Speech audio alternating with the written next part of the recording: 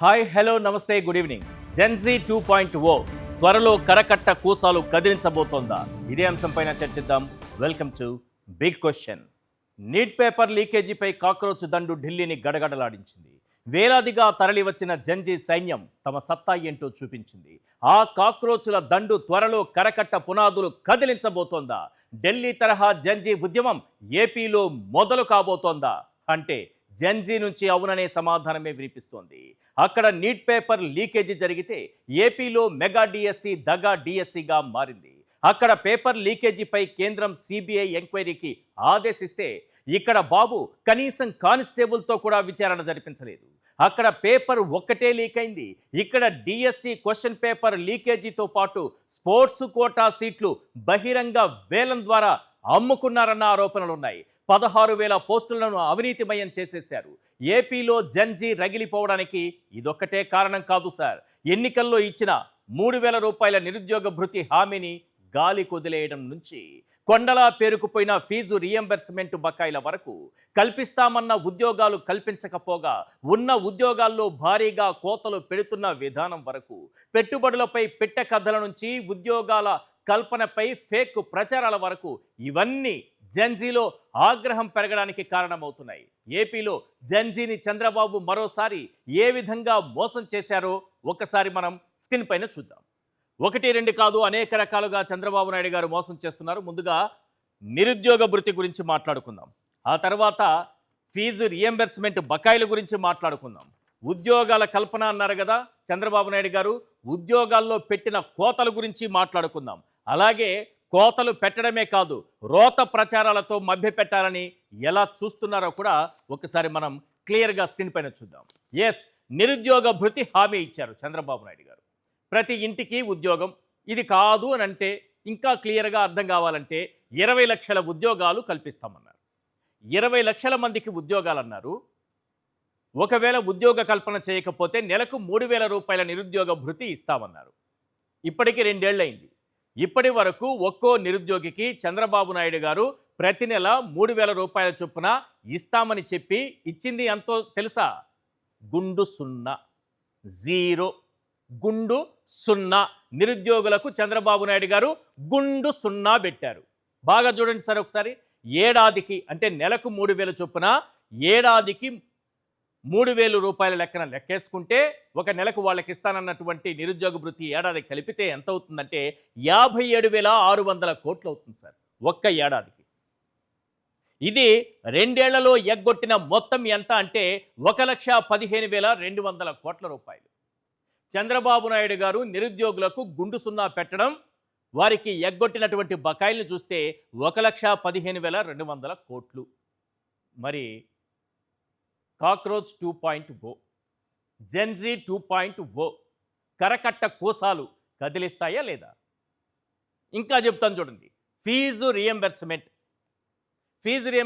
గురించి ఇంకా జగన్మోహన్ రెడ్డి గారు, అంతకుముందు వైఎస్ రాజశేఖర రెడ్డి గారు ఎంత చక్కగా అమలు చేసుకుంటూ వచ్చారో మనం చూసాం. ఇప్పుడు చంద్రబాబు నాయుడు గారు దాదాపు 6,300 కోట్ల రూపాయల బకాయిలు పెట్టారు. 2024 నుంచి 2024 ఆ సంవత్సరం పూర్తిగా 4 త్రైమాసికాలు, ఆ తర్వాత 2025లో 4 క్వార్టర్లు, ఇప్పుడు 2 క్వార్టర్లు, అంటే మొత్తం 10 త్రైమాసికాలకు సంబంధించి ఒక్కొక్క క్వార్టర్లో 700 కోట్లు చొప్పున 7,000 కోట్లు బకాయి పడ్డారు. ఇంతకాలం తర్వాత నిరుద్యోగులైపోతున్నారు. విద్యార్థులు బయటకెళ్ళి పెద్ద చదువులు చదవలేకపోతున్నారు. కనీసం బయటకు వెళ్ళడానికి వాళ్ళకి సర్టిఫికేట్లు కూడా కాలేజీలో ఇవ్వట్లేదు. ఏదైనా ఉద్యోగంలో జాయిన్ అవుతామన్నా సర్టిఫికేట్లు రాని అవస్థలు విద్యార్థులు పడుతున్నారు. ఆ సమయంలో మా చంద్రబాబు నాయుడు గారు దయతలిచి ఒక 700 కోట్లు మాత్రమే ఒక్క క్వార్టర్కి సంబంధించి మాత్రమే రిలీజ్ చేశారు. మనకు క్వార్టర్లు అమ్ముకోవడం తెలుసు కానీ ఒక్క క్వార్టర్లో అయినా ఫీజు రీఎంబర్స్మెంట్ కట్టడం మనకు తెలియదు. 700 కోట్లు రిలీజ్ చేస్తే 7,000 కోట్లలో ఇప్పటి వరకు ఉన్నటువంటి బకాయి ఎంతయ్యా అంటే 6,300 కోట్లు. ఇప్పుడు చెప్పండి, జెన్జీ కరకట్ట కూసాలు కదిలిస్తుందా లేదా? ఇప్పుడు చెప్పండి క్లియర్గా. నెక్స్ట్, వసతి దీవెన విద్యార్థులకు ఇస్తానన్నది 1,100 కోట్లు ఏడాదికి, 3 ఏళ్ళకు కలిపి 3,300 కోట్లు ఎగ్గొట్టేశారు. యువతను ఏ రకంగా మోసం చేస్తున్నారో చూడండి. అద్భుతంగా ఎగ్గొట్టినటువంటి ఘనత మా చంద్రబాబు నాయుడు గారికే దక్కుతుంది. నెక్స్ట్, ఉద్యోగాల కోత. ఉద్యోగాల కల్పన గురించి మాట్లాడకండి సార్, కోత గురించి ముందు మాట్లాడదాం. ఎన్ని ఉద్యోగాలకు కోత పెట్టారనేది ఒక్కసారి చూద్దాం. చంద్రబాబు నాయుడు గారు అధికారంలోకి వచ్చాక ఆనందంలో ఎంఎస్ఎంఈలు మూతబడిపోయాయి. ఆయన వచ్చారన్న ఆనందంలో, కూటమి అధికారంలోకి వచ్చిందన్న ఆనందంలో ఎంఎస్ఎంఈలు మూతపడ్డాయి. అంటే సూక్ష్మ, చిన్న తరహా, మధ్య తరహా పరిశ్రమలకు సంబంధించి. ఇవి ఎన్నంటే 4520 ఎంఎస్ఎంఈలు మూతపడ్డాయి. 4520 ఎంఎస్ఎంఈలు మూతపడితే దాని ద్వారా పోయినటువంటి ఉద్యోగాలు, చంద్రబాబు నాయుడు గారు కల్పించిన ఉద్యోగాలు కాదు, మనకి హుష్ కాకిమని వెళ్ళిపోయినటువంటి ఉద్యోగాలు 48,477 ఉద్యోగాలు. ఇది బాబు వస్తే జాబ్ వస్తుంది అన్నారు కదా, జాబ్ వస్తుందా పోతుందా అనేది క్లియర్గా చూసుకోండి సార్. మన చంద్రబాబు నాయుడు గారు అధికారంలోకి రాగానే కక్షగట్టి ఓడబీకిన ఉద్యోగాలు, బేవరేజెస్ కార్పొరేషన్లో 20,000 ఉద్యోగాలు, కక్షగట్టి పీకేసిన ఉద్యోగాలు. నెక్స్ట్, రేషన్ వాహనాలు కక్షగట్టి పీకేసిన ఉద్యోగాలు 18,500 ఉద్యోగాలు. జగన్మోహన్ రెడ్డి గారు తీసుకొచ్చిన వాహనాలు కదా, వాటి మీద ఆధారపడి ఒక్కో వాహనం పైన ఇద్దరు బ్రతుకుతున్నారు కదా, వాళ్ళ బ్రతుకు తెరువు లేకుండా చేస్తే జగన్మోహన్ రెడ్డి గారి మీద కక్ష తీర్చుకున్నట్టు అవుతుంది. కాబట్టి రేషన్ వాహనాల్ని రద్దు చేశారు. 18,500 మంది ఉద్యోగుల పొట్టగొట్టి రోడ్డున పడేశారు. అంతా యువతే. ఇది గుర్తుపెట్టుకోండి సార్. అన్ని విభాగాలు, మిగతా అన్ని విభాగాల్లో కలిసి ఓవరాల్గా చంద్రబాబు నాయుడు గారు తీసేసినటువంటి, తొలగించినటువంటి, ఓడబీకినటువంటి ఉద్యోగాలు 3,73,190. ఇప్పుడు చెప్పండి, జెన్జీ 2.0, కాక్రోచ్ 2.0 కరకట్ట కూసాలు కదిలించాలా లేదా? సింపుల్.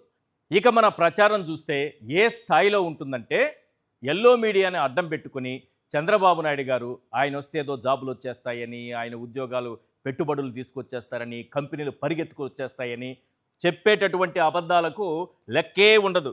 కానీ కొంత లెక్క అయితే మన దగ్గర ఉంది. ఒకసారి స్క్రీన్ పైన చూడండి సార్. ఇంతకుముందు నేను చెప్పిన మూతబడ్డ ఎంఎస్ఎంఈలు 4,520 అని చెప్పాను కదా, ఇది నా లెక్క కాదు, కేంద్రం చెప్పినటువంటి లెక్క. ఇప్పుడు నేను చెప్తున్నాను కదా, వచ్చినటువంటి పెట్టుబడులు ఎంతయ్యా అంటే 6,962 కోట్లు. ఇది కూడా నా లెక్క కాదు, కేంద్ర ప్రభుత్వం పార్లమెంటు సాక్షిగా చెప్పినటువంటి లెక్క. మా చంద్రబాబు నాయుడు గారి సామర్థ్యం ఎంతో కేంద్ర ప్రభుత్వం అధికారికంగా ముద్రేసి సంతకం పెట్టి చెప్పినటువంటి లెక్క. ఇందులో క్లియర్గా వాళ్ళు చెప్పుకొచ్చారు సార్. కాపీ కూడా నా దగ్గర ఉంది. ఇందులో ఏం రాశారంటే ఒకసారి చదివి వినిపిస్తాను, వినండి. The projects are being implemented with an estimated investment 6,962 crores and are expected to generate employment approximately 22,167 jobs. మా చంద్రబాబు నాయుడు గారు సాధించిన పెట్టుబడులు 6,962 కోట్లు రెండేళ్లలో. ఆయన ఎంత చెప్తారు? 23 లక్షల కోట్ల పెట్టుబడులు అని ప్రచారం చేస్తారు. ఎల్లో మీడియా డప్పు కొడుతుంది. రానున్నటువంటి ఉద్యోగాలు, వీటి ద్వారా జనరేట్ అయ్యేటటువంటి ఉద్యోగాలు 22,167. చాలు కదా. 1,60,00,000 కుటుంబాలు ఉన్నాయి. ఇంటికో ఉద్యోగం ఇచ్చుకుంటే 1,60,00,000 ఉద్యోగాలు ఇవ్వాలి చంద్రబాబు నాయుడు గారు చెప్పినట్టు. లేదు నేను 20 లక్షల ఉద్యోగాలు ఇస్తానంటే, పోనీ అదైనా ఇవ్వయ్యా, వాళ్ళకి నిరుద్యోగ భృతి 1,60,00,000 మందికి ఇస్తావా, పోనీ 20 లక్షల మందికి ఇస్తావా అంటే ఎవరికి ఇచ్చేది లేదు సార్, అందరికి ఇచ్చేశాను, ఎవరికి నిరుద్యోగ భృతి లేదు, అందరికీ ఉద్యోగాలు వచ్చేసాయి అన్నారు. కానీ వచ్చిన ఉద్యోగాలు 22,167 మాత్రమే.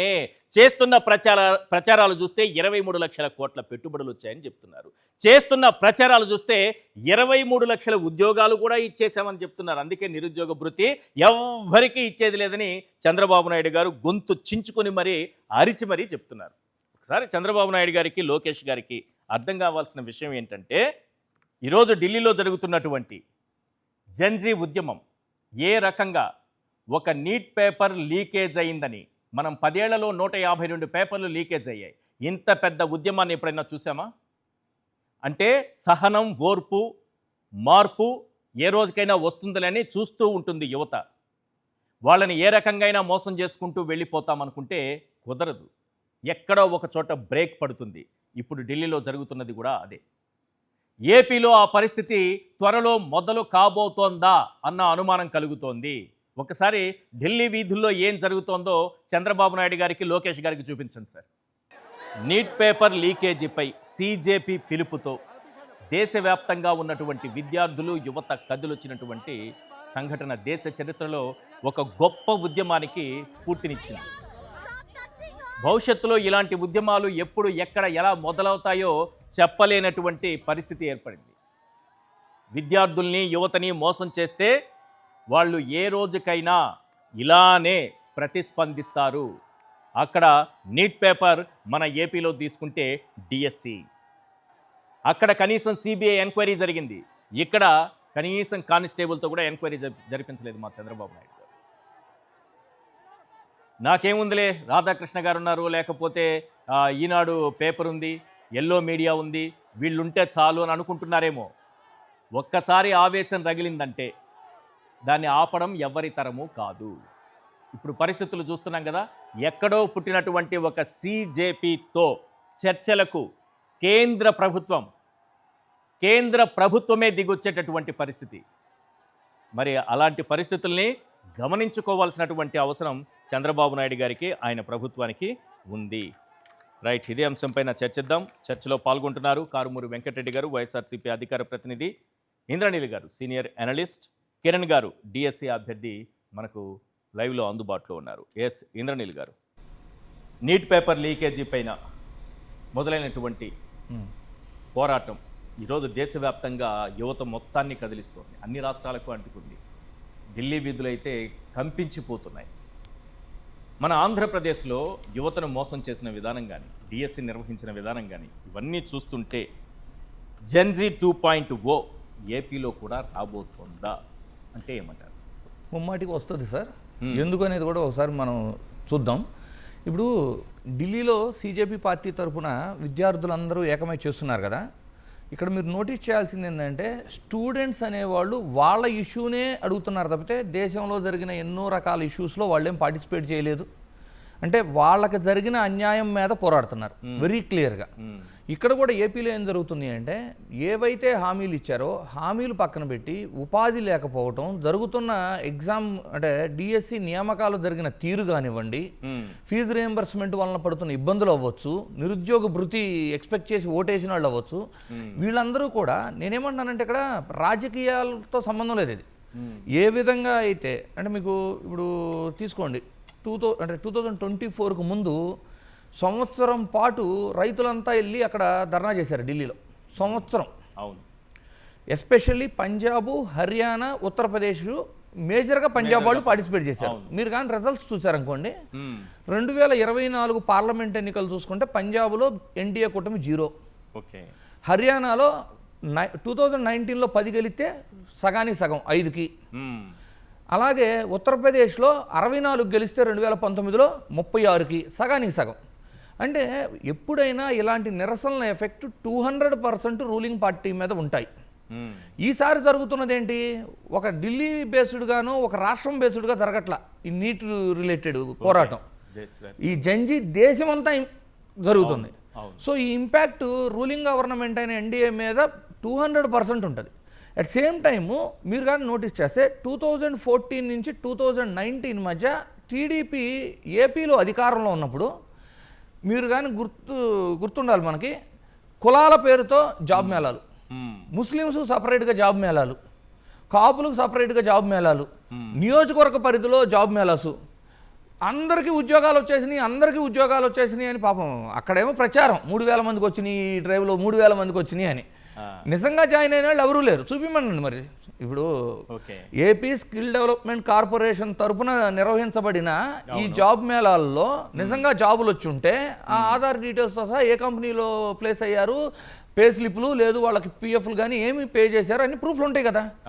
2019 ఎలక్షన్ అప్పుడు కూడా ఇలా మోసపోయిన యువత ఇప్పుడు ఇక్కడ ఇంకా దారుణం ఏముండిద్దంటే సార్, పేరెంట్స్ బతికేదే పిల్లల్లో భవిష్యత్తు కోసం. అవును. మా పిల్లాడికి ఇక్కడ జరిగిన జాబ్ డ్రైవ్లో జాబ్ వచ్చింది అనగానే గర్వంగా ఇంకో 10 కుటుంబాలకి, రిలేటివ్స్కి అందరికి ఫోన్ చేసి చెప్తారు. తర్వాత ఇది ఒక ఫేక్ డ్రైవ్ అనో, లేదు మా అబ్బాయి ఆడకెళ్తే అపాయింట్మెంట్ లెటర్ లేదు, మళ్ళీ ఇంటర్వ్యూ చేసి రిజెక్ట్ చేశారనో, ఇలాంటి ఇన్సిడెంట్ జరిగితే ఏమైంది? వీళ్ళందరూ మోసపోయాము అనేది ఒకటి, ప్రభుత్వాన్ని దించాలి అనేది 2 వచ్చేస్తాయి. 2019లో యూత్ ఆ ఎఫెక్ట్ చూపించారు. 2024లో కూడా తీసుకోండి, వైఎస్ఆర్సీపీ అధికారం కోల్పోవటంలో కూడా యువత పాత్ర చాలా ఎక్కువ ఉంది.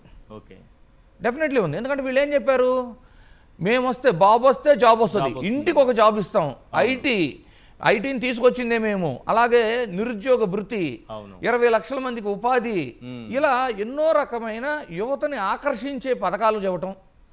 రెండో పక్కనేమో అసలు జనరల్గా ఏంటి, యూత్ని ఎడ్యుకేట్ చేసి సరైన అంటే ఒక ఉద్యోగ అవకాశాలు రావటం కోసం రైట్ గైడెన్స్ ఎలా ఉండాలి అనేది పక్కన పెట్టి పవన్ కళ్యాణ్ గారు ఎలా చెప్పారు, మనల్ని ఎవరు రాపేది, మీరు రోడ్లు ఎక్కండి, సైలెన్సర్లు పేకండి, స్టంట్లు చేయండి, ఇప్పుడు కాదు ఇప్పుడు చేస్తాం, కావాలంటే మన ఆంధ్రప్రదేశ్లో స్టంట్ యూనివర్సిటీలు పెట్టిస్తాను అంటే యువతను కావాల్సింది ఇప్పుడు పోరాటం చేస్తున్న స్ఫూర్తి కాదు, ఈ సైలెన్సర్లు బేకడము. ఇదే కదా చెప్పారు. నేనేమి పవన్ కళ్యాణ్ గారు చెప్పినవే నేను చెప్తున్నా ఇప్పుడు. ఇవి చాలా అవసరం. అంటే ఏ విధంగా, ఒకటేమో రెచ్చగొట్టడం, రెండోదేమో వాళ్ళని ఆశ పెట్టడం, ఈ విధంగా మళ్ళిస్తే అసలు నిజమైనటువంటి భవిష్యత్తును ఆశించి వాళ్ళు ఉద్యమించే అవకాశం ఉంటుంది. అసలు ఉంటుంది సార్. మోసపోయిన తర్వాత గుర్తుపెట్టుకోండి, 2 రకాలు ఉంటాయి. ఇప్పుడు నేను ఒక గోల్ పెట్టుకొని వెళ్తున్నాను, ఆ గోల్ అచీవ్ చేసే దాంట్లో ప్రభుత్వ తీరు వల్ల నాకు కొంచెం అన్యాయం జరుగుతుంది అనుకోండి, నేను వ్యతిరేకించడం వేరు, నన్ను రాంగ్ గైడెన్స్లో పంపారు, దానివల్ల అంటే అసలు ఇది నా ఇంటెన్షనే కాదు, నేను పూర్తిగా నాశనం అవడానికి ప్రభుత్వమే కారణమైందనేది రియలైజేషన్ వచ్చిన రోజు అతనిలో వచ్చేది ఉగ్రవాదం లాగా అవుతుంది. అంతే. సో ఈ ఎఫెక్ట్, 2 ఎఫెక్ట్లు ఫేస్ చేయాల్సింది రూలింగ్ గవర్నమెంటే ఉంటుంది. ఎందుకంటే వాళ్ళకి ఆశ కల్పించింది వాళ్ళే కదా.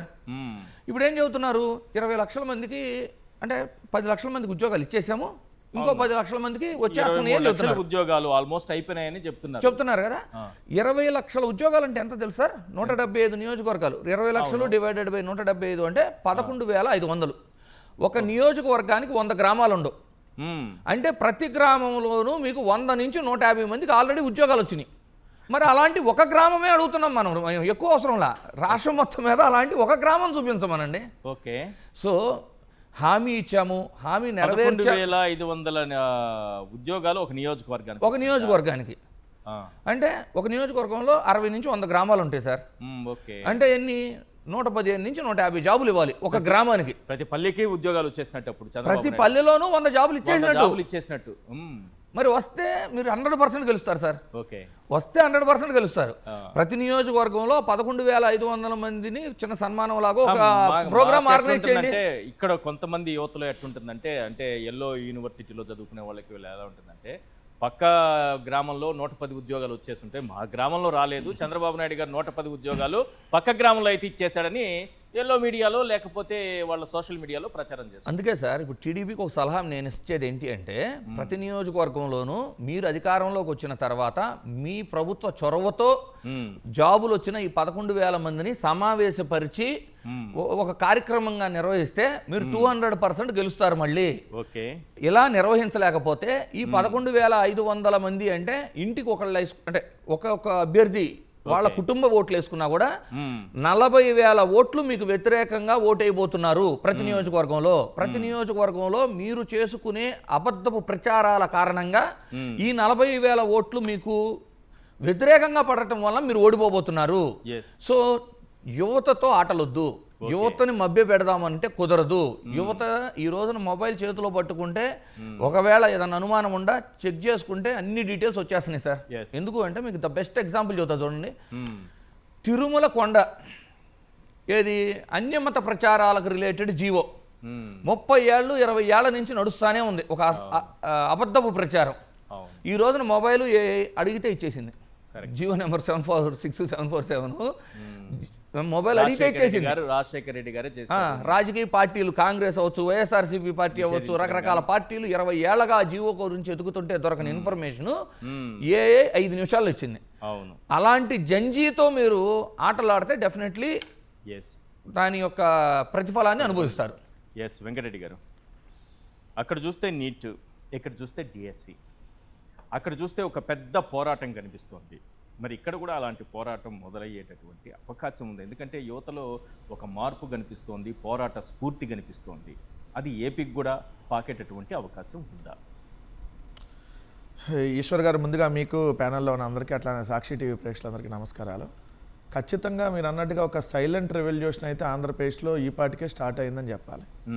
అంటే మీరు అన్నట్టుగా బాహాటంగా వచ్చి అసెంబ్లీ ముట్టడో లేదంటే సచివాలయం ముట్టడికో, మీరు అన్నట్టుగా కాక్రోజ్ జనతా పార్టీ పిలుపు మేరకు కదిలినటువంటి జంజీనో ఆ విధంగా కాకపోయినా మీరు ఈ ప్రభుత్వం అధికారంలోకి వచ్చిన తర్వాత ఒక మేజర్ డెసిషన్, ప్రజలకు ఇబ్బంది కలిగేటటువంటి డెసిషన్, ఒక ప్రభుత్వ ఆస్తుల్ని ప్రైవేట్ పరం చేసేటటువంటి డెసిషన్ ఒక వైద్య వ్యవస్థ మీద తీసుకుంది. దానిలో భాగంగానే 10 మెడికల్ కాలేజీలను ప్రైవేట్కి ఇవ్వాలని చెప్పి నిర్ణయం తీసుకున్న దానికి వ్యతిరేకంగా జగన్మోహన్ రెడ్డి గారు ఒక పిలుపిస్తే వైఎస్ఆర్ కాంగ్రెస్ పార్టీ తరఫున ఏదైతే 1 కోటి మంది సంతకాలు చేశారు విత్ ఫోన్ నెంబర్తో, ఎస్ ఈ చంద్రబాబు నాయుడు గారి కూటమి ప్రభుత్వం తీసుకున్న నిర్ణయాన్ని మేము వ్యతిరేకిస్తున్నాం, జగన్మోహన్ రెడ్డి గారికి వైఎస్ఆర్ కాంగ్రెస్ పార్టీ తీసుకున్నటువంటి దీనికి మేము మద్దతు ఇస్తున్నామని 1 కోటి మంది సంతకాల సేకరణ చేసి మరీ గవర్నర్ గారికి సబ్మిట్ చేశారు. ఇది సైలెంట్ రెవల్యూషన్. అంటే గ్రామీణ ప్రాంతాల్లో ఉండేటటువంటి ఏదైతే ఇంట్లో ఉండేటటువంటి మహిళల దగ్గర నుంచి పట్టణ ప్రాంతాల్లో ఉండేటటువంటి యూత్ దాకా అందరూ దానికి మద్దతు ఇచ్చినటువంటి జగన్మోహన్ రెడ్డి గారి పిలుపుకి మద్దతు ఇచ్చారు సంతకాల సేకరణ. ఇది ఒక యాంగిల్లో మనం చూడాలి. 2, ఇప్పుడు దేశవ్యాప్తంగా జరుగుతున్నటువంటి విద్యార్థులకు సంబంధించినటువంటి ఉద్యమం, నీట్ అనేటటువంటి ప్రశ్నాపత్రం అంతకుముందు కూడా లీక్ అయింది 2024 సంవత్సరంలో. కానీ 2024 సంవత్సరంలో ఇది రాలా, ఇంత పెద్ద ఎత్తున రెవల్యూషన్ రాలా. కానీ 2026 సంవత్సరానికి వచ్చేటప్పటికి వచ్చింది. కారణం రేపొద్దున 2028, 29కి వచ్చేటప్పటికి ఇంకా పెద్ద ఎత్తున జరిగిద్ది అనడానికి ఇది బేస్గా మనం తీసుకోవాలి. ఎందుకంటే 2024 అంటే అప్పుడే ఎలక్షన్ అయిపోయింది. అవును. సో ఎలక్షన్ అయిన ఇయర్లో జరిగినటువంటి తంతుకు సంబంధించి. సో ఇప్పుడు చూస్తే మళ్ళీ 2 సంవత్సరాల తర్వాత మళ్ళీ సేమ్ థింగ్ జరిగింది. జరిగినప్పుడు ఏంది, ఎప్పుడైనా ఒక పబ్లిక్ లేదంటే యూత్ కానీ క్లియర్ కట్గా అబ్జర్వ్ చేస్తారు. ఏదైనా ఒకసారి తప్పు జరిగింది అనుకోండి వదిలేస్తారు. రెండోసారి పదే జరుగుతున్న ప్రభుత్వంలో చలనం లేదనుకోండి ఏం చేస్తారు, ఖచ్చితంగా తిరుగుబాటు వస్తుంది. మిమ్మల్ని అంచివేయాలని చేస్తే ఏం చేస్తారు, ఒక రోజు అంచివేయాలంటే ఆగుతారు, రెండో రోజు అదే మిమ్మల్ని నొక్కి పెడతా, మూడో రోజు అదే నొక్కి పెడతా ఏమైంది. ఇప్పుడు ఇక్కడ దీన్ని మనం ఎగ్జాంపుల్గా ఆంధ్రప్రదేశ్లో తీసుకుందాం.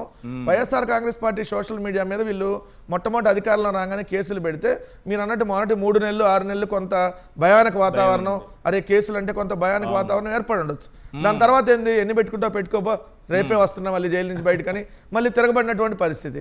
పొద్దునపూట అరెస్ట్ చేస్తే రాత్రికి మళ్ళీ బెయిల్ వస్తే తెల్లారొచ్చి డిబేట్లకో లేదంటే తెల్లారొచ్చి సోషల్ మీడియాలో పోస్టులు పెట్టినటువంటి వైఎస్ఆర్ కాంగ్రెస్ పార్టీ యువతను మనం చూసినప్పుడు ఏమైంది, ఖచ్చితంగా దీన్ని ఎవరు ఈరోజు లెక్క చేయట్లా. మీరు కేసులా ఎంతమంది అరెస్ట్ చేస్తారు చేసుకోండి, మళ్ళీ బయటకు వస్తాం. ఈ కాన్ఫిడెన్స్ ఎప్పుడు ఏర్పడింది, మిమ్మల్ని పూర్తిగా తొక్కేయాలన్నప్పుడు ఏర్పడింది. సేమ్ ఇప్పుడు కూడా మీరు అన్నట్టు ఆ కాక్రోజ్ జనతా పార్టీని అలా వదిలేస్తే ఎవరు పట్టించుకునేవాళ్ళు కాదేమో.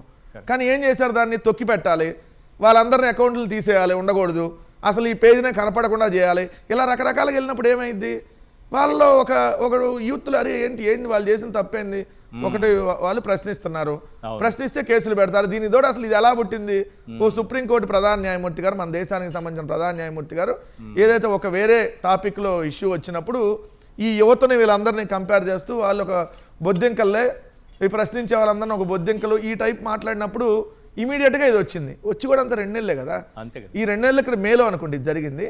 ఇప్పుడు మనం జూలై ఎండింగ్లో మాట్లాడుతున్నాం.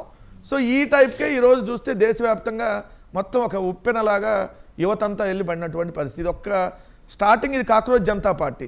ఈ కాక్రోజ్ జనతా పార్టీ నుంచి ఏదైతే సామాజిక కార్యకర్త సోనం వాంగ్చుక్ దాకా వెళ్ళింది, దాని నుంచి ఈరోజు పూర్తిగా కాక్రోజ్ జనతా పార్టీ చేయి దాటిపోయి జంజీ చేతిలోకి వెళ్ళిపోయింది. అంటే పూర్తిగా ఇక్కడ పార్టీలకో ఒక రాష్ట్రానికో పరిమితం కాలా ఇది. ఇప్పుడు cockroach Janata party hand over లేదు, ఈరోజు మొత్తం యూత్ అంతా వచ్చి పడింది. అంటే జంజీ అంటే 14 ఏళ్ళ నుంచి మనకి 29 ఏళ్ల లోపు ఉన్నటువంటి పబ్లిక్, వీళ్ళలో కొంతమందికి ఓటు హక్కు ఉంది, కొంతమందికి ఓటు హక్కు లేదు. అంటే మనం ఈ జంజీ కిడ్స్ అనే ఎవరిని అంటామంటే 1997 నుంచి 2012 లోపు బార్న్ ఏదైతే పుట్టినటువంటి వాళ్ళని అంటాం. సో పూర్తిగా వాళ్ళ చేతిలోకి వెళ్ళిపోయింది. మీరు ఎక్కడ చూడండి, అసలు వాళ్ళు ఎప్పుడు ఇంట్లో నుంచి బయటకు రానటువంటి యూత్ కూడా, అంటే మహిళలు మనం చూసాం, ఆ మహిళలు ఇంట్లో నుంచి బయటకు రానటువంటి ఏదైతే హైలీ ఏమంటారు బాగా డబ్బులు ఉన్నటువంటి వాళ్ళు కూడా వాళ్ళు వచ్చి ఎప్పుడు వాళ్ళు కూడా వచ్చి ఈరోజు ఉద్యమంలో పాల్గొన్నటువంటి పరిస్థితి. రేపొద్దున మీరు ఇదే కంపేర్ చేస్తే ఇక్కడ ఖచ్చితంగా డిఎస్సికి సంబంధించి ఏదైతే ఆంధ్రప్రదేశ్ రాష్ట్రంలో జగన్మోహన్ రెడ్డి గారు ఏదైతే అదే విధంగా డిఎస్సి రాసినటువంటి ప్రతి మన దాంట్లో ఆల్రెడీ డిఎస్సి అభ్యర్థి కూడా ఉన్నారు కాబట్టి వీళ్ళందరూ పెద్ద ఎత్తున ఇక్కడ నిరసనలు వ్యక్తం చేశారు. పెద్ద ఎత్తున దీని మీద వాళ్ళు అడిగింది ఏంటి, అయ్యా ఇక్కడ అక్రమాలు జరిగినాయి, దీని మీద మీరు ఏం చేస్తారు, వాళ్ళ ఉద్యోగాలు అప్పుడే తీసేయద్దు, మీరు వాళ్ళని అలానే ఉద్యోగాల్లో కొనసాగిస్తూ దీని మీద సిబిఐ ఎంక్వైరీ కానీ లేదంటే ఒక హైకోర్టు సిట్టింగ్ జడ్జితోనో సుప్రీంకోర్టు సిట్టింగ్ జడ్జితోనో న్యాయపరమైన విచారం చేస్తే ఎస్ అది దాంట్లో తేలిద్ది అని అడిగారు తప్ప మీరు ఇప్పుడున్న ఉద్యోగాలన్నీ పీకేమని అడగల వాళ్ళు.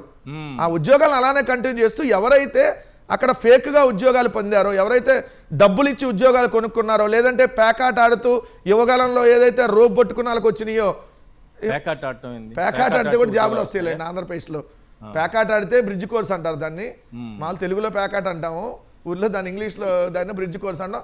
దాంట్లో ఆడే వాళ్ళకి అందరికి ఉద్యోగాలు ఇచ్చినప్పుడు ఆ యువకాలంలో అదే వాటర్ బాటిల్ మోసినాడుకో, అదే సార్ యువకాలంలో వాటర్ బాటిల్ మోసినాడుకో, సమోసాలు మోసినాడుకో ఉద్యోగాలు ఇచ్చాము, వాళ్ళందరికీ ఇచ్చామని అంటే మరి తిరగబడక ఏం చేస్తారు? లక్షలాది మంది ఎగ్జామ్ రాసినప్పుడు ఆ అభ్యర్థులకు నష్టం కలిగినప్పుడు ఆ అభ్యర్థులు 30,000కు పైగా 30,000 అనుకోండి సబ్జెక్టు కరెక్షన్, వాళ్ళకి ఆల్రెడీ దీనికి సంబంధించినటువంటి అర్జీలు వెళ్ళి దాంట్లో వీళ్ళు ఎక్కడ ఒకదానికి సమాధానం ఇచ్చినటువంటి పరిస్థితి లేదు.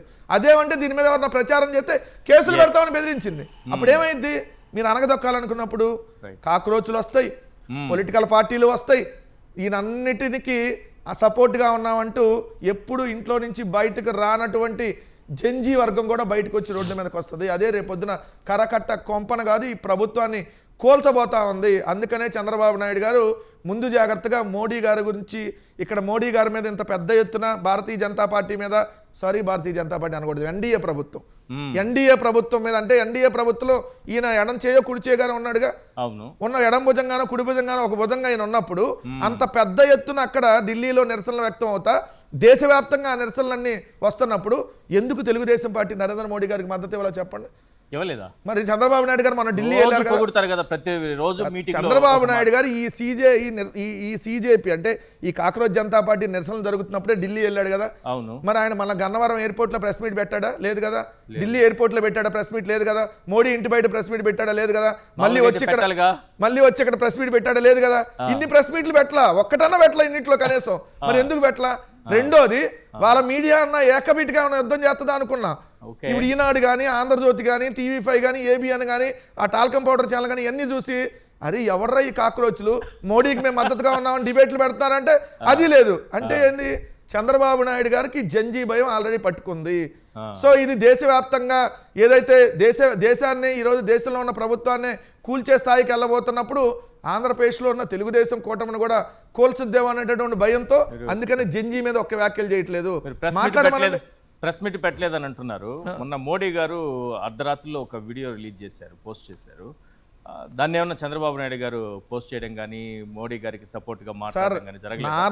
నార్మల్ గా ఆయన చేస్తారు కదా. ఇప్పుడు మోడీ గారి భజన చేయడమే కదా మాకు ప్రధానమైన అంశం. ఇప్పుడు మోడీ గారు కాళ్ళగా దండాలు పెట్టడం, అవును, మోడీ గారు చొక్కా వేసుకుంటే బాగుందంటాం, మోడీ గారు క్రాప్ దూకుంటే బాగుందంటాం, ఇట్లాంటి పొగడ్తలన్నీ మోడీ గారికి వెళ్ళి ఏదైతే పాదాభివందనాలు చేసే తండ్రి కొడుకులు ఇద్దరు.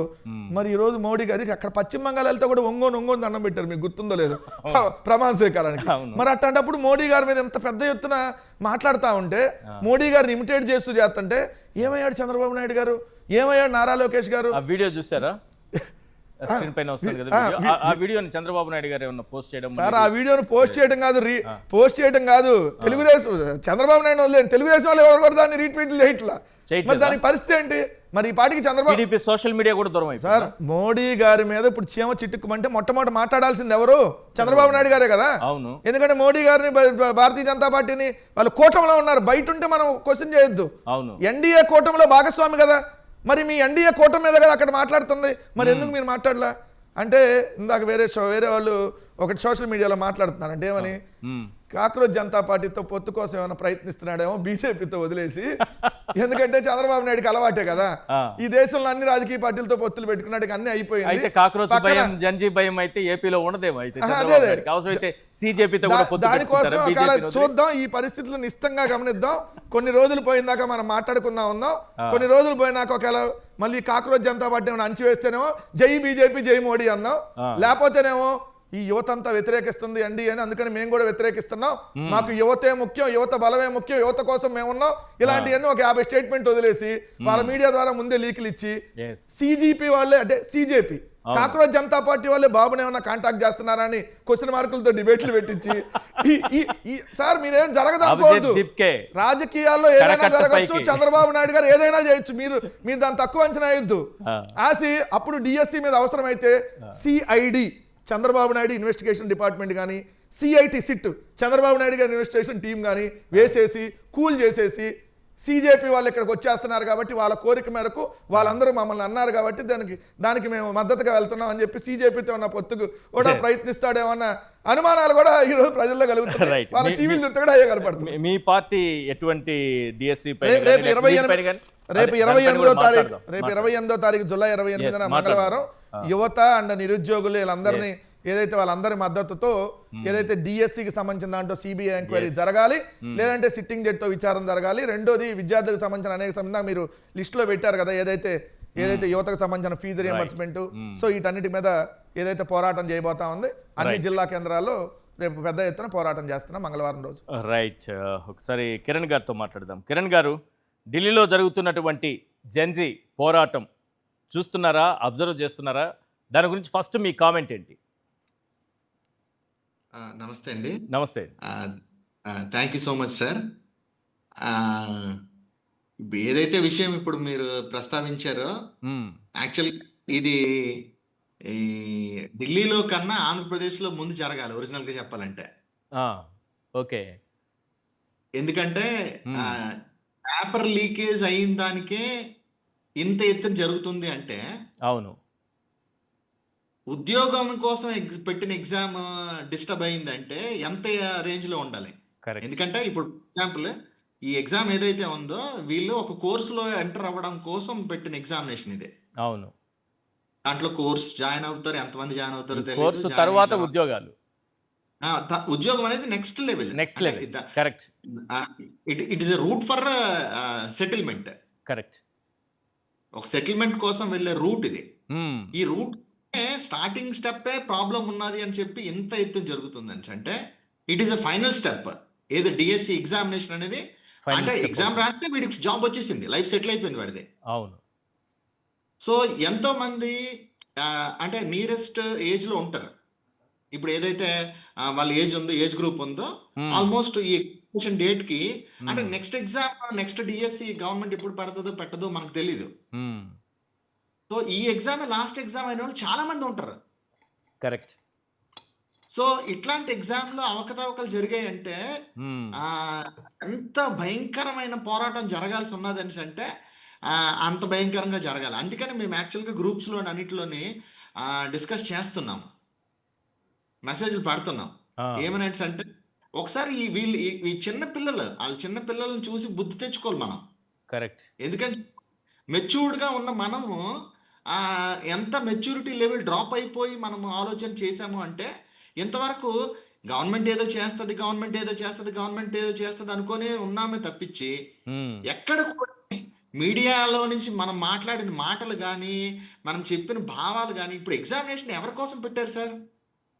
అసలు ఈ డిఎస్సి ఎవరి కోసం పెట్టారు? ఒక particular group of people, youth కోసం పెట్టారు, యవనస్తుల కోసం పెట్టారు. ఓకే ఫైన్, సరే ఓకే, మీరు జాబ్ ఇద్దాం అనుకున్నారు, మా భవిష్యత్తు బాగుండాలని మా కోసం పెట్టారు. మరి మాకే ప్రాబ్లం అన్నప్పుడు ఆ ప్రాబ్లం మీరు ఎందుకు వినడానికి ఇష్టపడట్లేదు? So why don't you want to rectify the problems which is happened because of you? Okay, ఇప్పుడు నీట్ పైన సిబిఐ ఎంక్వైరీ జరిగింది. ఎవరు పేపర్ లీకేజీలో భాగస్వాములు అయ్యారు, ఎవరెవరు పాత్ర ఉందో మొత్తం సిబిఐ తేల్చింది. తేల్చిన తర్వాత కూడా మంత్రి రాజీనామా చేయాలి, విద్యాశాఖ మంత్రి అని ఒక ఆందోళన జరుగుతుంది. కానీ డిఎస్సి పైన ఎలాంటి ఎంక్వైరీ కూడా వేయలేదు కనీసం. అదే చాలా బాధాకరం సార్.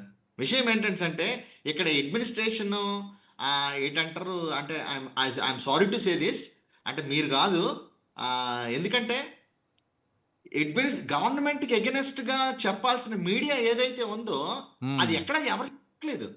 అది మా దౌర్భాగ్యం. మేము ఆంధ్రాలో ఉన్నాం, అదే బాధగా ఉంది. ఎందుకంటే ఏ మీడియా కూడా అట్లీస్ట్ సోషల్ మీడియాలో కూడా పెట్టిన పోస్టుల్ని ప్రాపర్ గా పెట్టనివ్వట్లేదు. అది కానీ ఒక విషయం అండి కిరణ్ గారు, ఒక విషయం, ఈరోజు ఎటువంటి మీడియా సపోర్ట్ లేకుండానే జెన్జీ ఉద్యమం, కాక్రోచ్ల ఉద్యమం అని అనుకుందాం, ఏదైనా అనుకుందాం, కానీ ఢిల్లీలో మొదలైనటువంటి ఆ ఉద్యమాన్ని తీసుకుంటే ఏ మీడియా సపోర్ట్ లేదు. ఏ మీడియా సపోర్టు లేకుండానే, ఎవరి సపోర్టు లేకుండానే, ఏ ఆర్గనైజేషన్ వెనక లేకుండానే స్వతంత్రంగా వాళ్లే ముందుకు వచ్చేసారు, స్వచ్ఛందంగా ముందుకు వస్తున్నారు. దేశవ్యాప్తంగానూ అంటుకుంది ఇప్పుడు ఈరోజు ఆ ఉద్యమం. కాబట్టి మీడియా సపోర్టు ఇవ్వదు. ఏపీలో చూస్తున్నాం కదా, ఓ సెక్షన్ ఆఫ్ మీడియా పూర్తిగా అటువైపు ఉండిపోయింది. వాళ్ళ పాత్ర వేరే, వాళ్ళు ఈ రాష్ట్ర ప్రయోజనాల గురించి ఆలోచించరు. వాళ్ళ ఉద్దేశాలు వేరే, వాళ్ళు పత్రికలు నడపడం వేరే, మీడియాను నడపడం వేరే. ఏ సపోర్టు లేకపోయినా నిజంగా ఉద్యమాన్ని నిర్మించాలనుకుంటే అది ఎంత స్థాయికి వెళుతుందని చెప్పడానికి ఈరోజు ఢిల్లీలో జరుగుతున్నటువంటి ఉద్యమం ఒక ఎగ్జాంపుల్గా చెప్పొచ్చా? Absolutely what you said is absolutely right. ఎందుకంటే ఉద్యమం అనేది ఇది మాకు కలిగిన బాధ. వాళ్ళు the people who suffered the pain, ఆ పెయిన్ లో నుంచి వచ్చింది అది. సో కాబట్టి ఏంటంటే రానున్న రోజుల్లో ఏపీలో కూడా చూస్తారు మేము ఎంత పెయిన్. ఇంకా మేము ఎందుకు వెయిట్ అంటే ఇంత టైం అయిపోయింది కదా మీరు ఏం చేస్తున్నారంటే అంటే ఎందుకంటే కోర్టులో కేసు వేసాము. అవును, ఎన్నో case, number of cases has been in the కోర్టులో చాలా కేసులు ఉన్నాయి. బట్ ఏంటంటే న్యాయస్థానాలు ఇంకా మనకి న్యాయం చేస్తాయి అనే ఒక కాన్ఫిడెన్స్ ఏదైతే ఉందో, ఆ నమ్మకం ఏదైతే ఉందో దానికోసం ఎదురు చూస్తున్నాం. ఎందుకంటే 100% in any point of view A act లో కూడా వీళ్ళు ఆర్గనైజ్ చేసిన ఎగ్జామినేషన్ అనేది ఫెయిర్ అని కోర్టు ధృవీకరిస్తుందని మేము నమ్మట్లేదు. రైట్. నాకు ఒక సింపుల్ క్వశ్చన్కి ఆన్సర్ చెప్పండి. మీకు ఉద్యోగం రాలేదు, ఈ ప్రభుత్వంలో ఉద్యోగం రాలేదు. ఉద్యోగం రానప్పుడు, నిరుద్యోగిగా ఉన్నప్పుడు మీకు నెలకు 3,000 రూపాయల నిరుద్యోగ భృతి ఇస్తానని చంద్రబాబు నాయుడు గారు హామీ ఇచ్చి ఓట్లు వేయించుకున్నారు. మీకు కానీ, మీ సర్కిల్లో కానీ, మీ ఫ్రెండ్స్లో ఎవరికైనా కానీ, మీ బంధువర్గంలో ఉన్న యువత ఎవరైనా సరే ఎవరికైనా నెలకు 3,000 రూపాయల నిరుద్యోగ భృతి 24 నెలల్లో ఒక్క నెలలోనైనా పడిందా? ఇచ్చారా? సార్ ఇది చాలా దూరమైన ప్రశ్న. ఎందుకంటే ఇప్పుడు ఫర్ ఎగ్జాంపుల్ మీకు భృతి ఇవ్వాలంటే నిరుద్యోగులు ఎంతమంది ఉన్నారు అనే విషయం గవర్నమెంట్కి తెలియాలి. అవును. For that they have to conduct a survey. నేను రెండు రకాలుగా నిరుద్యోగుల్ని ఎంతమంది ఉన్నారని చెప్పడానికి నేను ఊహించింది ఏంటంటే, ఒకటి ఇంటికో ఉద్యోగం అనేసారు కాబట్టి 1,60,00,000 కుటుంబాలు ఉన్నాయి, సో 1,60,00,000 ఉద్యోగాలు ఇచ్చేస్తారేమో అని అనుకున్నా. కాదు, అది కాదు. తర్వాత ఏమన్నారంటే చంద్రబాబు నాయుడు గారు 20 లక్షల ఉద్యోగాలు మేము కల్పిస్తాము 5 ఏళ్లలో అన్నారు. ఓహో, 20 లక్షల మంది నిరుద్యోగులు ఉన్నారేమో అని అనిపించింది. అదైనా ఉండాలి, ఇదైనా ఉండాలి. ఏదో ఒక లెక్క తీసుకుందాం, ఎందుకంటే చంద్రబాబు నాయుడు గారు చెప్పరు కాబట్టి. ఒక లెక్క తీసుకొని చెప్పండి, ఎవరికైనా నిరుద్యోగ భృతి వచ్చిందా? సార్, నిరుద్యోగ భృతి అనేది నేను అదే చెప్తాను కదా, అది ఇక్కడ దూరం మాట. ఎందుకంటే బికాస్ బేసిక్ నాలెడ్జ్ లేదు ఎంతమంది ఉన్నారనేది. అసలు మీరు బేసిక్ సర్వే చేస్తే you will commit the point. ఇప్పుడు ఈ పాయింట్ లోకి వచ్చిన తర్వాత ఏంటంటే ఓహో ఇంతమంది నిరుద్యోగులు ఉన్నారు, ఇంతమంది నిరుద్యోగులు కాబట్టి వీళ్ళలో అట్లీస్ట్ అంటే ఒక కేటగిరీ ఆఫ్ పీపుల్ ని తీసుకొని అంటే లైక్ సీనియర్స్ ఫర్ ఎగ్జాంపుల్ అనుకుందాం, అంటే చిన్న ఏజ్ లో ఉండే వాళ్ళు లైక్ అంటే ఆఫ్టర్ 18, 19 ఇయర్స్ 20 ఇయర్స్ ఉన్న వాళ్ళకి ఇంకేదో రకమైన జాబ్ ఏదో వస్తుంది, లేదా they are having a chance to go for another recruitment అట్లా ఉంటది. కొంచెం ఏజ్ అయిపోయిన కేటగిరీ వాళ్ళని మాత్రం సెలెక్ట్ చేసి లైక్ 35, 35 అట్లా వచ్చిన వాళ్ళకి మాత్రము మనం నిరుద్యోగ వృత్తి ఇద్దాం. ఇవన్నీ చెయ్యాలి అంటే వాళ్ళకి మాత్రం అసలు ఎవరికి ఇప్పుడు ఏంటంటే ఎలక్షన్స్ కోసం మాట్లాడిన అర్థమైన మాటలు ఇవి. అవును, అంతే తప్పించి ఇది దే డజంట్ వాంట్ టు ఏంటంటారు. ఇప్పుడు అందులో చాలా ఉన్నాయి చెప్పాలంటే, అంటే ఉన్న ఉద్యోగాలు అనకూడదు కానీ అంటే ఇది నేను I don't want to discuss all these political things. కానీ ఒరిజినల్ ఫ్యాక్ట్స్ ఏంటంటే ఉన్న ఏంటంటారు వాలంటీర్స్ ఎవరైతే ఉన్నారో వాళ్ళందరికీ ఉద్యోగాలు 10,000 రూపాయలు చేస్తామన్నారు. అవును, వాళ్ళు ఉద్యోగాలు తీసేశారు, పూర్తిగా తీసేశారు. ఇప్పుడు ఇంకా నిరుద్యోగ వృత్తి సంగతి వేరే విషయం. Correct sir. నిరుద్యోగ భృతి ఒకటి. ఇప్పుడు స్టూడెంట్స్ కి ఈ ఫీజు రియంబర్స్మెంట్ బకాయిలు ఇవ్వకుండా ఆపేయడం ద్వారా వాళ్ళు ఎన్ని ఇబ్బందులు పడుతున్నారు. చదువులు అయిపోయిన తర్వాత పై చదువులకు వెళ్ళాలన్నా, ఉద్యోగాలకి వెళ్ళాలన్నా కనీసం కాలేజీలో సర్టిఫికేట్స్ ఇవ్వట్లేదు. అదొక ప్రాబ్లం ఉంది. ఉన్న ఉద్యోగాల్లో కోత పెడుతున్నారు, పైగా ఎంఎస్ఎంఈలు మూతపడుతున్నాయి. రాష్ట్రానికి వచ్చినటువంటి కంపెనీల సంఖ్య పైన అబద్ధాలు చెప్తున్నారు, గ్రౌండ్ అయినటువంటి కంపెనీల సంఖ్య పైన అబద్ధాలు చెప్తున్నారు, వచ్చినటువంటి ఉద్యోగాలపైన అబద్ధాలు చెప్తున్నారు. ఈ విధంగా నిరుద్యోగ యువతను మోసం చేస్తూ ఉంటే తప్పకుండా ఢిల్లీ తరహా ఉద్యమం, ఈ దేశంలో మొదలైనటువంటి ఒక ఉద్యమం ఏపీలో రావడం ఖాయం అనుకుంటున్నారా? తప్పకుండా వస్తుంది సార్. 100కి 200% within short span of time you will see. తక్కువ సమయంలోనే మీరు చూస్తారు. ఎందుకంటే నేను చెప్పాను కదండి, కోర్టులో కేసెస్ ఉన్నాయి, ఇంకా చాలా కేసెస్ పెండింగ్ ఉన్నాయి. అవన్నీ ఏంటంటే వాయిదాలు వేస్తున్నారు, వాయిదాల మీద వాయిదాలు వేస్తున్నారు. సో డెఫినెట్ గా ఏంటంటే న్యాయ వ్యవస్థ మీద మాకు పూర్తి నమ్మకం ఉంది కాబట్టి మేము ఇంకా రోడ్డు మీదకి రాలేదు.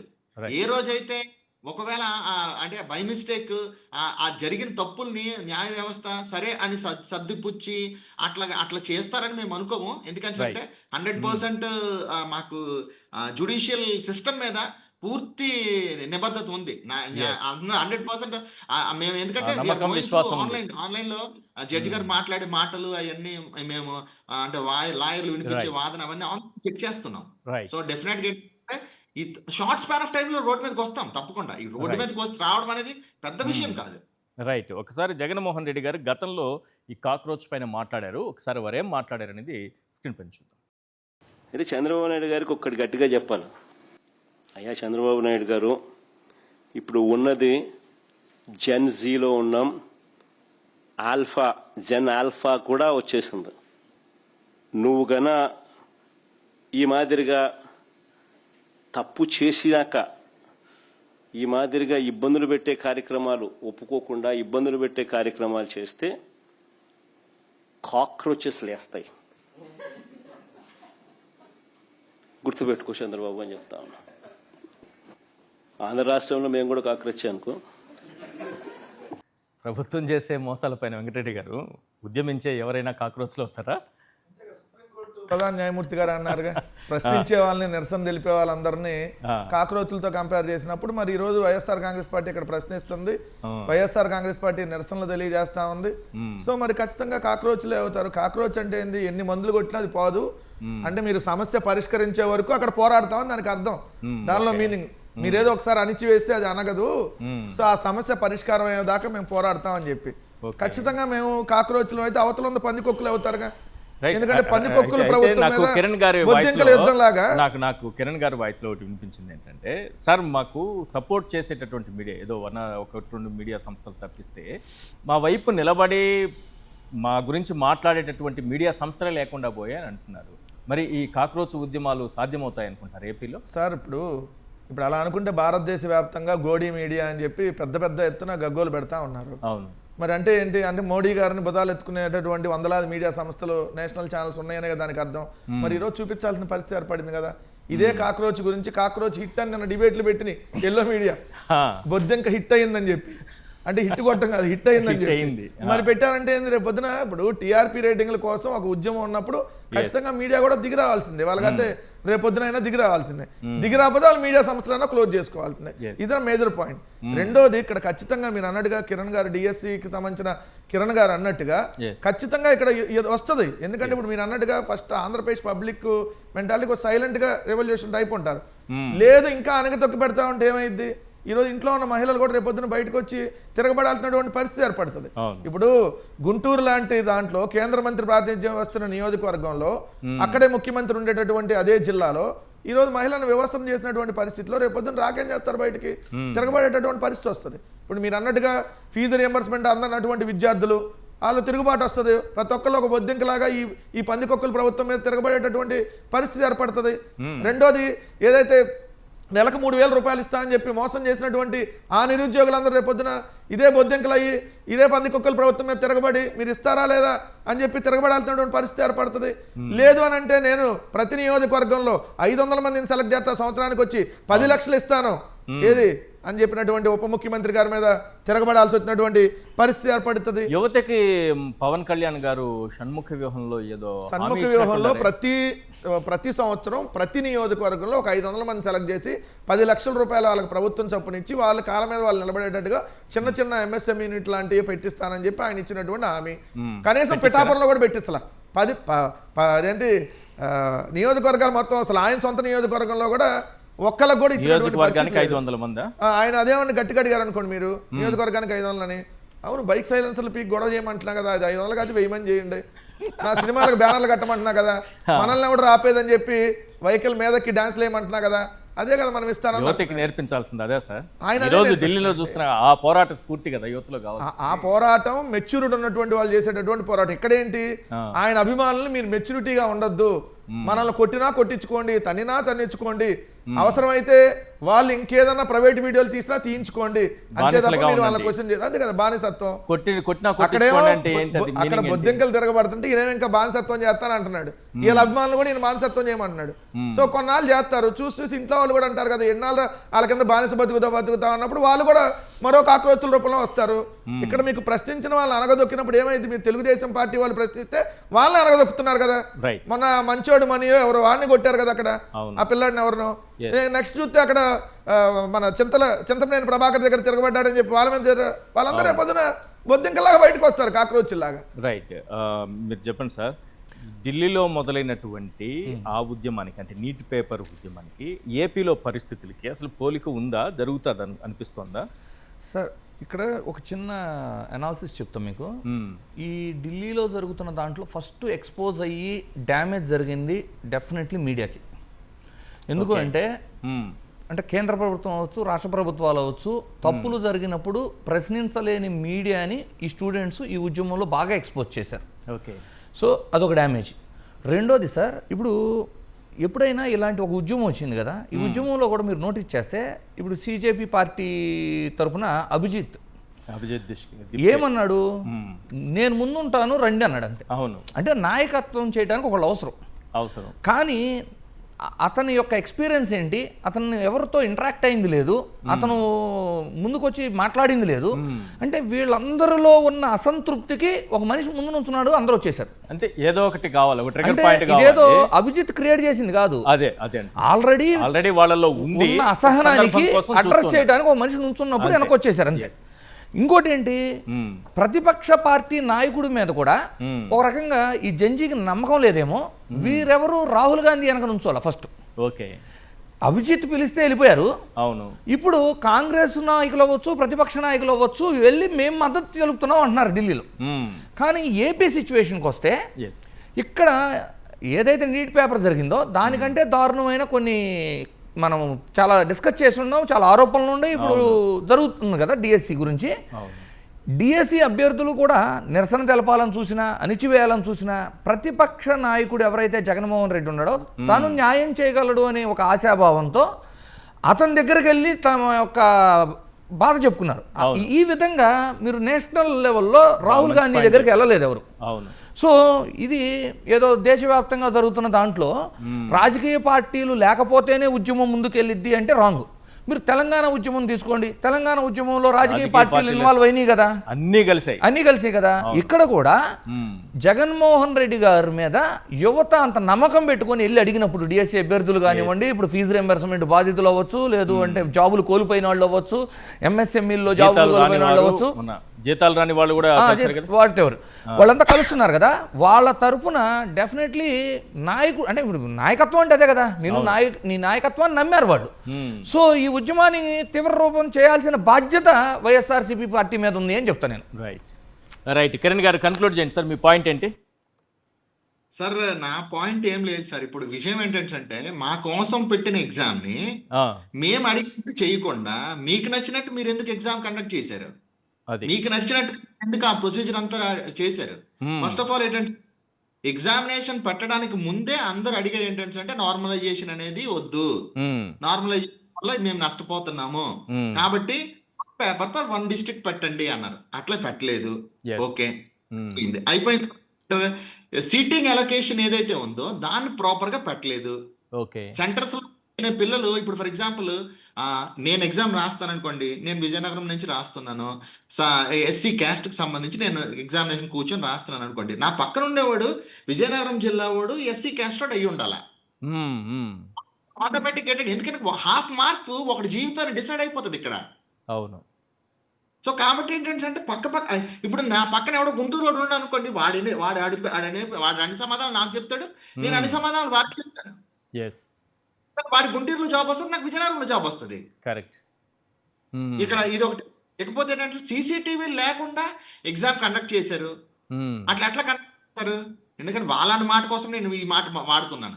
సీసీటీవీలు బయట ఎగ్జామినేషన్ లోపల లేవని కండక్ట్ చేసినటువంటి సంస్థ సీసీ ఫుటేజ్ ఉంటుందని చెప్తుంది కదా, సీసీ కెమెరాలు ఉంటాయని చెప్తున్నారు కదా. ఎగ్జామినేషన్ కన్వీనర్ ఏదైతే మీరు ఇంతకు ముందు ఇచ్చిన స్టేట్మెంట్ చూస్తే it was existed out side, not in the in side. Okay. Okay, అయితే అయిందండి. ఇకపోతే చాలా మంది ఎగ్జామినేషన్ పేపర్ లో డాట్స్ వచ్చినాయండి ఆన్సర్ చేసేటప్పుడు. మైనస్ మార్క్స్ ఉండే ఎగ్జామినేషన్ కాదు ఇది. ఏంటంటే DSC exam. Okay. DSC exam minus marks తో ఉండేది కాదు. సో కాబట్టి నెంబర్ ఆఫ్ టైమ్స్ రాసిన ఏంటంటారు ఎవరైతే ఉన్నారో క్యాండిడేట్స్ కి టైం మేనేజ్మెంట్ తెలుస్తుంది. ఒకవేళ టైం మేనేజ్మెంట్ తెలియకపోయినా లాస్ట్ మినిట్ లో మొత్తం అన్ని పెట్టేస్తారు, ఏబిసిడి ఏదో ఒకటి పెట్టేస్తారు రైట్ అండి. ఆప్షన్స్. అంతేకాని డాట్స్ ఎందుకు వదిలేస్తారు? వదలరు. ఇకపోతే ఇంకొక మాట మీరే చెప్పున్నారు ఏంటంటే 1:1 అంటే ఏంటి సార్? ఒక ఉద్యోగానికి ఒకరిని పిలిచినట్టు. అంతే కదా, మీరు ఇచ్చిన స్టేట్మెంట్ లోనే మీరే చెప్పున్నారు ఏంటంటే 1:1 అన్నారు. 1:1 అంటే other you are called for certificate verification, you got the job. ఒకరే అంతే. ఆ ఒక్క పోస్ట్కి ఒకరిని పిలిచాము, వాళ్ళ సర్టిఫికేట్ వెరిఫికేషన్ అయితే కరెక్ట్ గా ఉంటే ఉద్యోగం వచ్చినట్టే. 1:1. If you called for the verification, Yes. if you fail to submit the exact certificate which is required, ఏదైతే మీరు అప్లై చేస్తున్నారో, Yes. ఏదైతే ఇన్ఫర్మేషన్ ఉన్నారో ఆ సర్టిఫికేట్స్ మీరు ప్రూవ్ చేయలేకపోతే, సబ్మిట్ చేయలేకపోతే మీరు ఫెయిల్ అయినట్టు. రైట్. వెరిఫికేషన్ చేశారు, మీరు ఓకే అన్నారు, సక్సెస్ఫుల్ గా వెరిఫికేషన్ అయింది. Right. రిజెక్టెడ్ లిస్ట్ లేదు. రిజెక్టెడ్ లిస్ట్ లో ఉండే వాళ్ళు ఫర్ ఎగ్జాంపుల్ సర్టిఫికేట్ వెరిఫికేషన్ చేసిన వెంటనే రిజెక్ట్ లిస్ట్ లో పెట్టుంటే డెఫినెట్ గా వాళ్ళు కోర్టు ఉండేవారు. మేమందరం కోర్టుకి వెళ్ళి ఉండేవాళ్ళం కరెక్ట్. 100%. అందుకని తెలుగుగా ఏం చేస్తుంటే రిజెక్ట్ లిస్ట్ పెట్టలేదు. రిజెక్ట్ లిస్ట్ లో మా పేర్లు ఎవరు లేవు. అవును. 1:1 లో రిజెక్ట్ చేసిన వాళ్ళు ఎవరైతే ఉన్నారో, ఇప్పుడు ఎవరైతే సర్టిఫికేట్ సక్సెస్ఫుల్ గా వెరిఫికేషన్ అయిపోయిన తర్వాత కూడా రిజెక్టెడ్ లిస్ట్ లో వాళ్ళ పేర్లు పెట్టలేదు. ఎందుకంటే అంటే సెలక్షన్ లిస్ట్ పెట్టలేదు బయట. సెలక్షన్ లిస్ట్ బయట. రిజెక్ట్ లిస్ట్ లో మా పేర్లు లేవండి. రిజెక్ట్ లిస్ట్ లో 1:1 లో వెరిఫికేషన్ అయిన వాళ్ళు దాంట్లో రిజెక్ట్ లిస్ట్ లో మా పేర్లు లేవు. అంటే దాని అర్థం ఏంటి? మాకు జాబ్ వచ్చింది అనుకుంటాం కదా. ఫైనల్ గా ఎప్పుడైతే సెలక్షన్ లిస్ట్ ఉందో అందులో మా పేర్లు లేవు. అది సింపుల్. పోతే Yes. కొంతమందికి 50% Right. చూశారు, Conclude కొంతమంది చూడలేదు. కొంతమంది. సో ఇవన్నీ కూడా ఏంటంటే number of problems existed in DSC recruitment లో థింగ్స్ ఇవన్నీ జరిగిన తప్పులు. Right sir, right. Thank you Kiran గారు, ఇవాళ చర్చలో జాయిన్ అయినందుకు. ఇంద్రనీల్ గారు, కారుమూరి వెంకటరెడ్డి గారు, థ్యాంక్ యూ అండి. ఇది వాళ్ళ చర్చా కార్యక్రమం చూస్తూనే ఉండండి సాక్షి టీవీ.